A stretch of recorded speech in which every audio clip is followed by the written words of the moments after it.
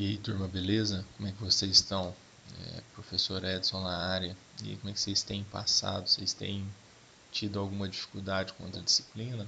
Peço que vocês... eu sei que vocês estão começando a se adaptar melhor a essa nova sistemática. Aqueles alunos que quiserem, fiquem à vontade para entrar em contato comigo, para que eu também, vamos supor que vocês não entenderam os vídeos, precisar de alguma explicação pontual, é só entrar em contato comigo, que se for preciso fazer outro vídeo, vocês me falam que eu faço. Se for preciso marcar uma aula online em tempo real, vocês me falam, uma aula pelo Google Maps, vocês me falam, a gente marca. Eu não vou marcar aulas nos mesmos horários das nossas aulas online, porque eu sei que alguns alunos ficam prejudicados e eu não quero que isso ocorra. Mas, se vocês acharem a necessidade, a gente pode separar nesses grupos essas pessoas que estejam tendo dificuldade e a gente faz grupos menores, certo? Qualquer problema é só entrar em contato comigo. Peço que vocês entendam como vai ser a sistemática. Eu vou colocar no Google Classroom e vou copiar também o nosso passo de aula semanal no disco virtual, certo? Do mesmo jeito que eu vinha fazendo antes. E aí o que eu peço que vocês façam?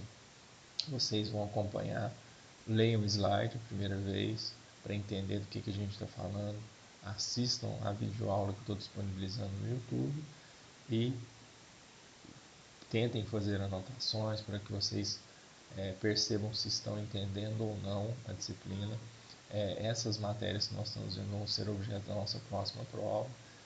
Antes da prova eu vou ver se vocês estão tendo alguma dificuldade com algum material, alguma coisa, e aí a gente vai conversando assim. Pode ser? Qualquer dúvida que vocês forem tendo é só conversar comigo. Hoje nós vamos ter a nossa aula 4. Nós vamos falar sobre o que é domicílio, o que são bens. Por quê? Porque nós precisamos entender esses temas para que a gente entenda direito de empresa. Certinho? Abraço para vocês. Boa aula para a gente.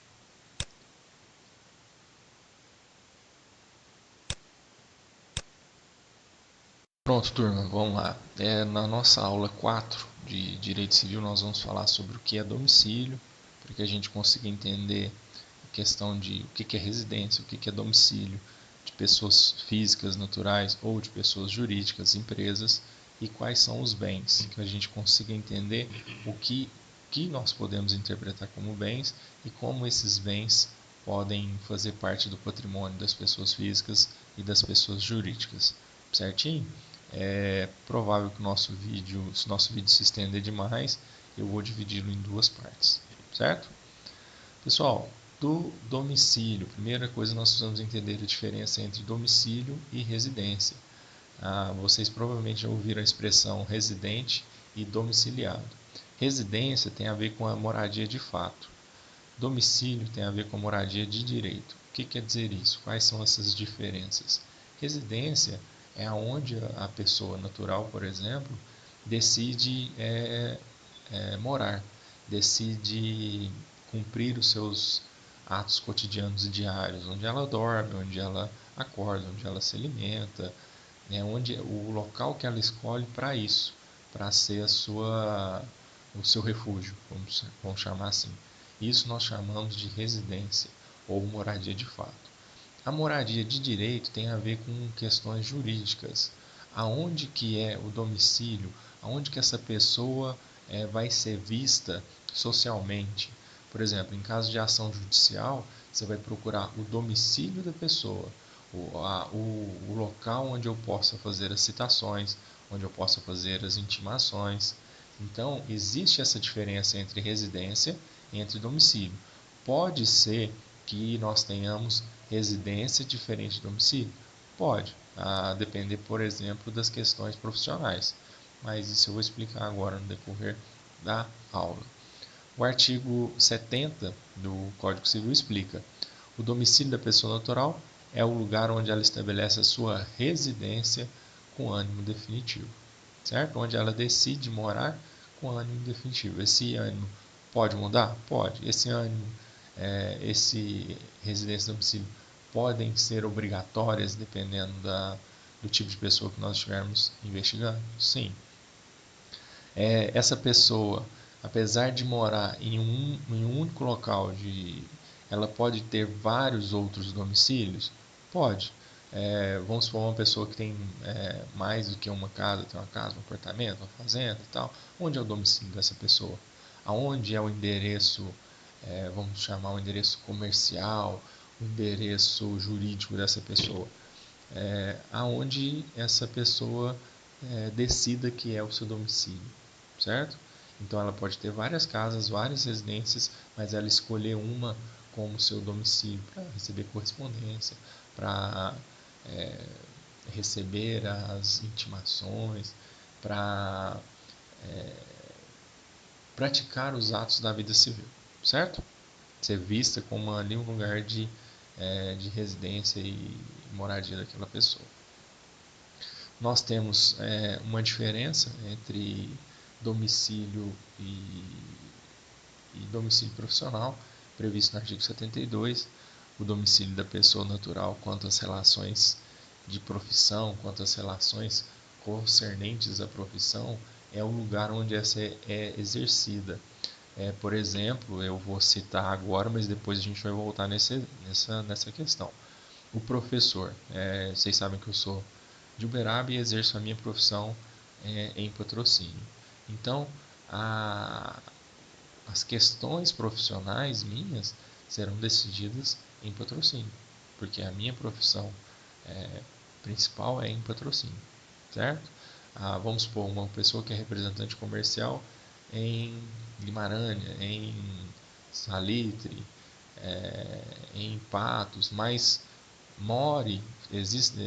faça a sua residência em patrocínio, então ela pode ter um local de uma residência secundária nessas outras cidades onde ele é o agente comercial, certo? O representante comercial. Então vamos supor, o representante comercial dorme em patrocínio, tem a sua família em patrocínio, mas ele também é representante comercial em Patos. E aí o que ele faz? Ele tem um local para que ele durma em determinados dias. Quando você tiver algum problema quanto a esse serviço dele de representante comercial, você vai acionar judicialmente em Patos, que é um domicílio profissional dele, certo? Espero que vocês estejam conseguindo entender.